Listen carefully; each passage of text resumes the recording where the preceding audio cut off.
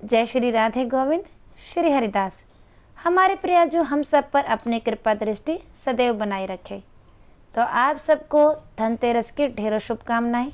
आज हम इस वीडियो में धनतेरस की कथा सुनेंगे।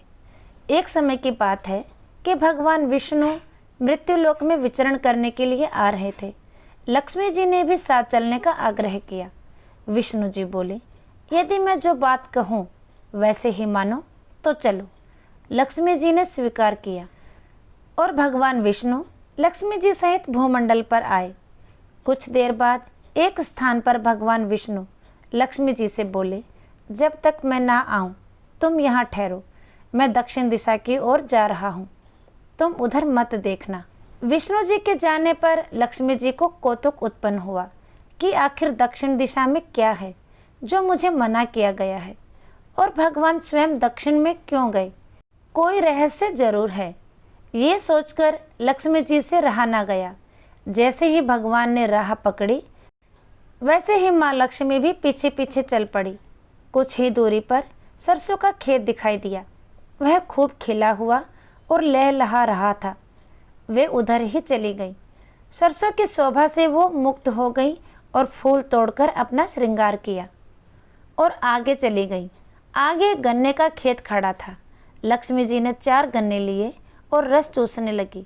उसी क्षण विष्णु भगवान जी आए और यह देखकर लक्ष्मी जी पर नाराज होकर श्राप दिया कि मैंने तुम्हें इधर आने को मना किया था, पर तुम ना मानी और यह किसान की चोरी का अपराध कर बैठी।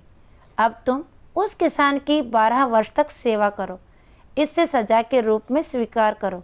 ऐसा कहकर भगवान उन्हें छोड़कर क्षीर सागर में चले गए। लक्ष्मी जी किसान के घर रहने लगी। वह किसान अति दरिद्र था।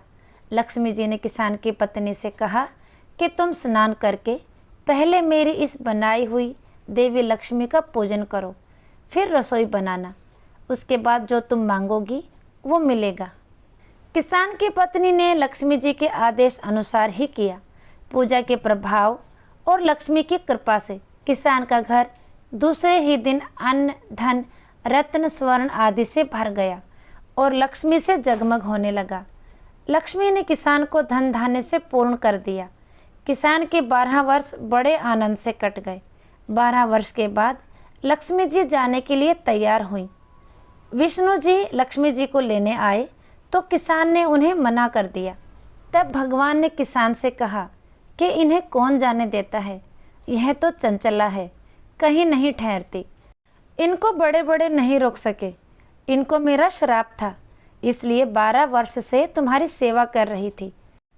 तुम्हारी 12 वर्ष की सेवा का समय पूरा हो चुका है। किसान हठपूर्वक बोला कि नहीं, अब मैं लक्ष्मी जी को नहीं जाने दूंगा। किसान की बात सुनकर लक्ष्मी जी ने कहा कि हे किसान, तुम मुझे रोकना चाहते हो तो जो मैं कहूँ वैसा करो। कल तेरस है, तुम कल घर को लीप पोत कर स्वच्छ करना, रात्रि में घी का दीपक जलाकर रखना और सायंकाल में मेरा पूजन करना और एक तांबे के कलश में रुपए भरकर मेरे लिए रखना।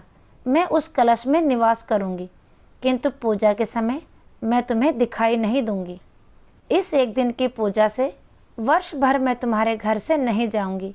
यह कहकर वह दीपकों के प्रकाश के साथ 10 दिशाओं में फैल गई। अगले दिन किसान ने लक्ष्मी जी के कहे अनुसार पूजन किया। उसका घर धन धान्य से पूर्ण हो गया। इसी वजह से हर वर्ष तेरस के दिन लक्ष्मी जी की पूजा होने लगी। इस किसान की तरह माता लक्ष्मी हम सब पर भी ऐसे ही प्रसन्न हो। तो कथा के अंत में माता लक्ष्मी का जयकारा जरूर लगाएं।